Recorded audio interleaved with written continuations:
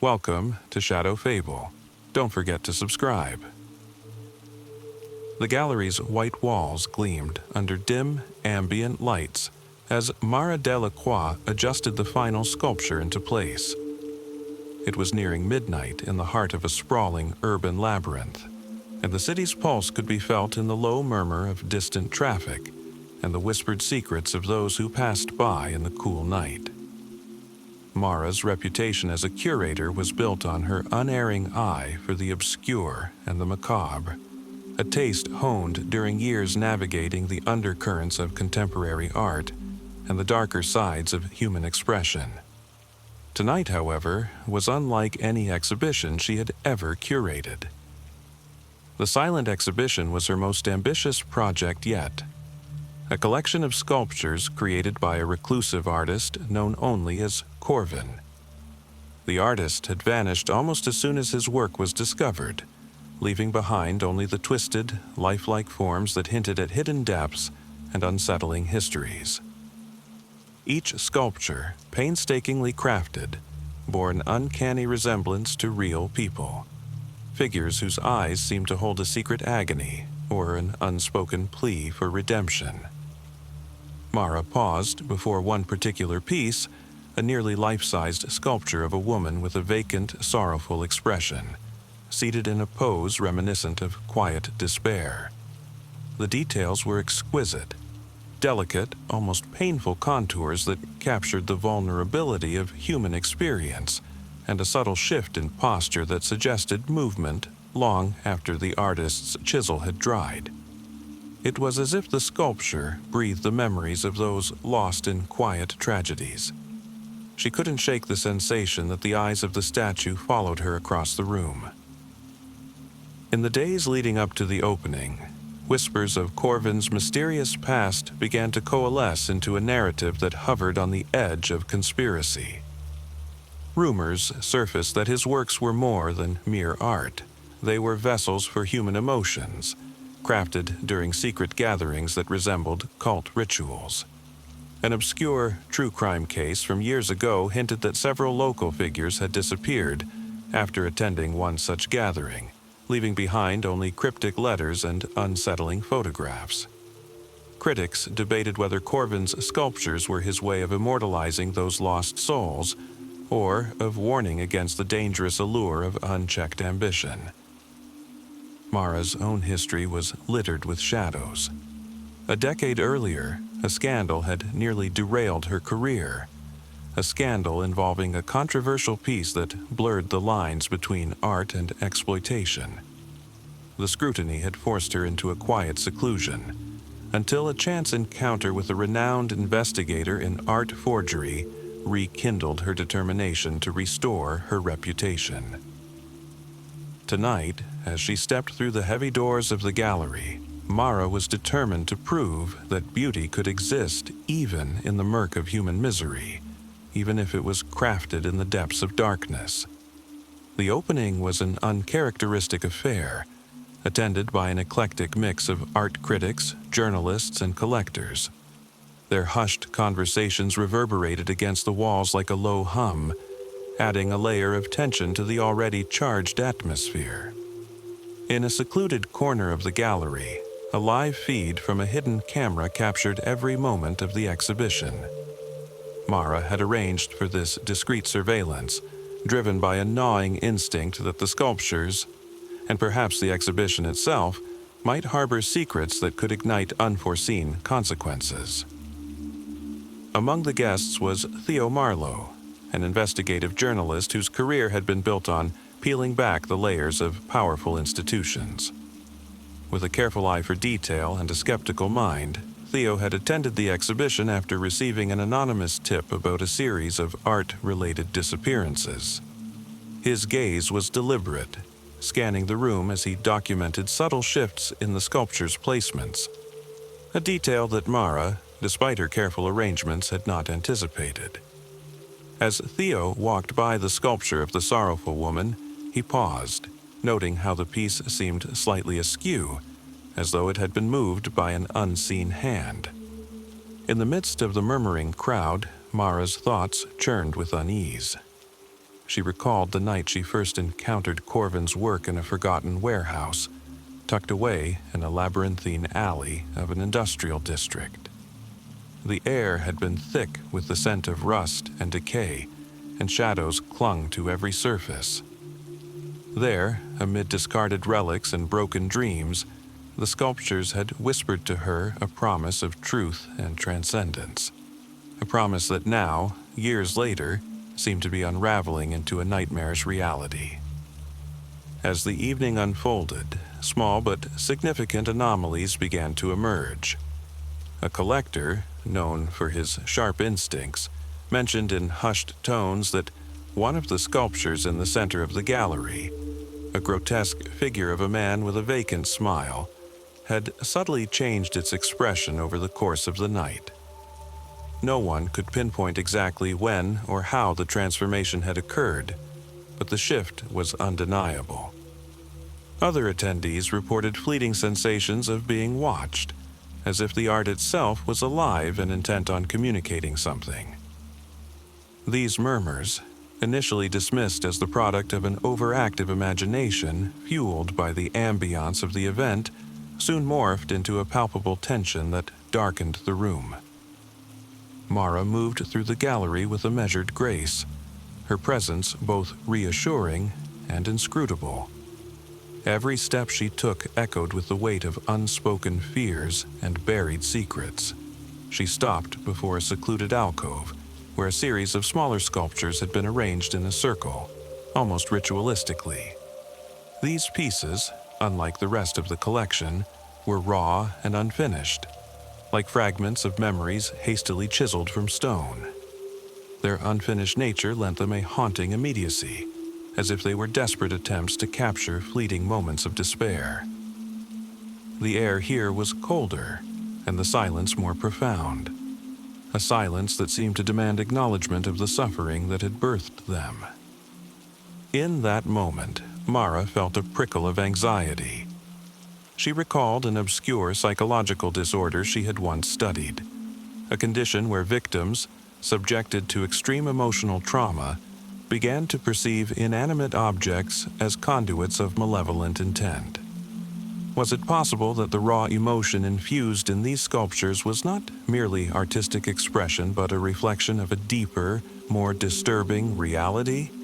The thought sent a shiver down her spine, but she pushed it aside, convinced that the unsettling nature of Corvin's work was simply an artistic manifestation of a tortured soul, rather than a prelude to something more sinister. As the clock neared the hour of final admission, Theo's instincts drove him toward the back of the gallery, where a restricted section lay hidden from the general public. With a blend of determination and trepidation, he maneuvered through a narrow corridor lined with heavy velvet drapes. His flashlight beam cut through the darkness, illuminating brief glimpses of sculptures that appeared to be even more lifelike and disturbing than those in the main hall. He paused before a piece that struck him with an overwhelming sense of déjà vu, a sculpture of a man with a hauntingly familiar face, eyes that mirrored his own hidden anxieties. The subtle, almost imperceptible shift in the man's features unsettled Theo. It was as though the sculpture had been molded to reflect not a fixed visage but the mutable essence of fear itself. His mind raced with possibilities. Had the curator tampered with the pieces? Was there a hidden narrative woven into the very fabric of the exhibition? His investigative instincts, honed over years of chasing elusive truths, urged him to document every detail. Meanwhile, Mara's own journey into the darker corridors of the exhibition had led her to confront personal demons. Wandering into a neglected storage room behind the gallery, she found a series of documents and sketches that detailed the clandestine meetings of an obscure group, rumored to have been involved in experimental art and dangerous psychological research. The sketches were raw, almost frantic in their execution, depicting figures in contorted postures and anguished expressions. The documents hinted at a deliberate manipulation of human emotion, a study in the interplay between art and psychological torment.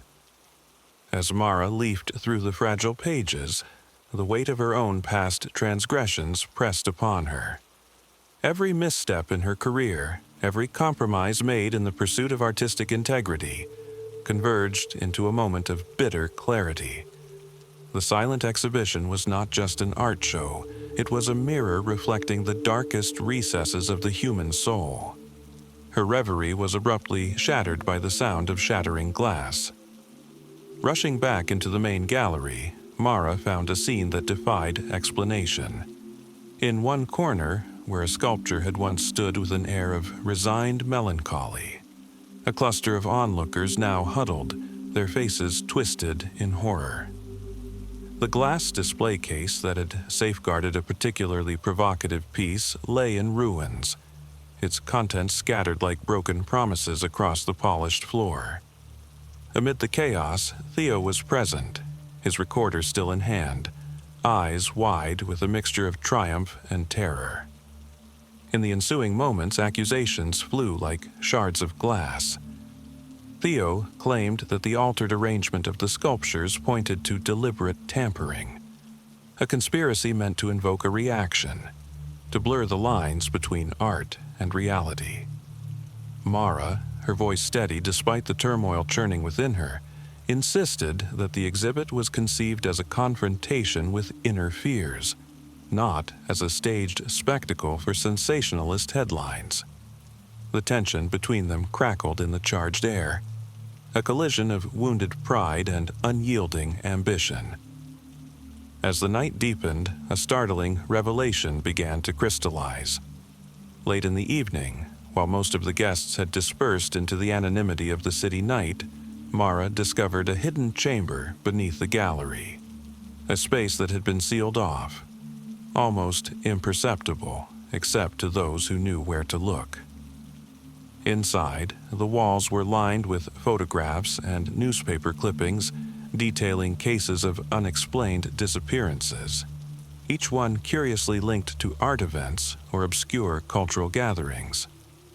In the center of the room was a solitary pedestal, upon which rested a final, unfinished sculpture. This piece, unlike the others, bore the unmistakable imprint of raw terror, a contorted figure with eyes that seemed to pierce the veil between sanity and madness. Mara's heart pounded as the implications sank in. The chamber was not a mere storage area. It was a shrine to a forgotten tragedy, meticulously curated by someone with an intimate understanding of human suffering. The photographs included images of grieving families, desolate urban landscapes, and scenes that hinted at a cult-like obsession with capturing the ephemeral nature of despair. Among the clippings, one article from a decades-old true crime investigation stood out, an account of a series of art-inspired disappearances that had been quietly buried by authorities and dismissed as urban legend. The revelation was a turning point. Mara realized that every element of the silent exhibition had been designed to evoke a visceral reaction, a delicate interplay of beauty and horror that transcended conventional art.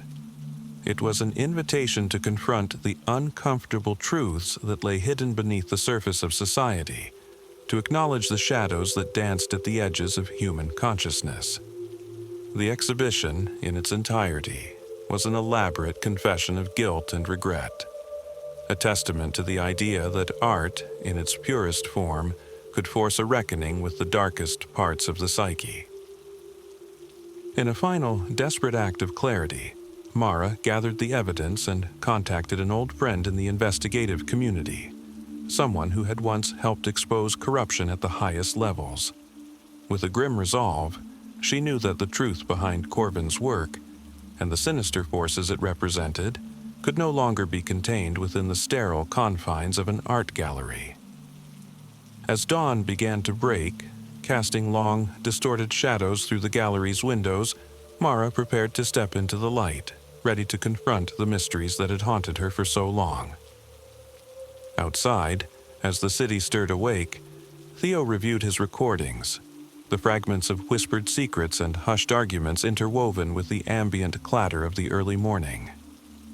His investigation had led him deep into a labyrinth of deceit and beauty, a world where art and agony were inextricably linked, where every sculpture was a silent witness to a tragedy that defied explanation. And in that moment, amid the blurred lines between creator and creation, reality and artifice, he understood that the silent exhibition was not merely a showcase of controversial sculptures. It was a mirror held up to a society that refused to acknowledge its own darkest truths. The gallery, now silent except for the distant hum of a waking city, remained a monument to a night of unyielding tension, a testament to the power of art to provoke, to unsettle, and to ultimately expose the hidden fractures in the human soul.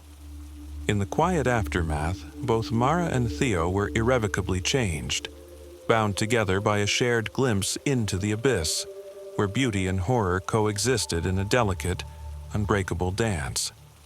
And as the first light of day cast pale hues over the remnants of the exhibition, the final, unanswered question lingered in the air like a faint echo. In a world obsessed with perfection and order, could the raw, unfiltered portrayal of human vulnerability ever be anything other than a dangerous, yet necessary, confrontation with the truth?